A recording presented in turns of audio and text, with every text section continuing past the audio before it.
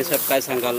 पाठीमागच्या वर्षी देखील आपण जिल्हा परिषद लढवली होती, यावर्षी देखील पुन्हा एकदा उमेदवारी अर्ज दाखल केला आहे. काय पहिली प्रतिक्रिया असणार? योगायोगाने यावेळेस जनरल महिला आरक्षण पडलं आणि मग त्यामुळे मी उभा राहिले. काय सांगाल वहिनी साहेब, आता उमेदवारी अर्ज दाखल केला आहे, नेमकं कुठून आपण उमेदवारी अर्ज दाखल केला आहे, कुठल्या पक्षातून? उमेदवारी अर्ज शरदचंद्रजी पवार, विजयसिंह मोहिते पाटील,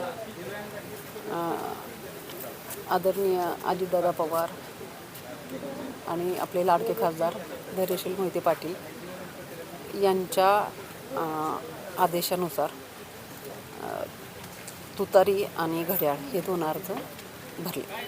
आपण तसं भरलेला आहे म्हणताय, परंतु राष्ट्रवादीचे अजित पवार गटाचे माजी आमदार संजय मामा शिंदे आणि भाजपची युती झालेली आहे, त्यावर काय प्रतिक्रिया असणार? हे नेत्यांनाच माहिती आहे.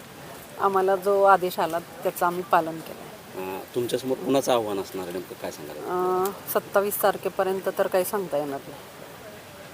याच्यामध्ये आपण पाहतोय की अनेक युत्याची सध्या चर्चा रखडलेली पाहायला मिळते. त्यामध्ये आपला देखील महत्त्वाचा एक उमेदवारी महत्त्वाची मानली जाते.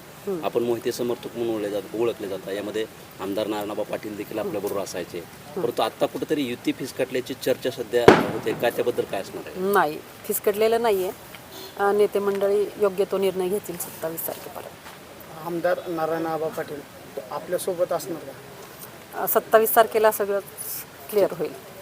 नेते मंडळींचा प्रश्न आहे. धन्यवाद. थँक्यू.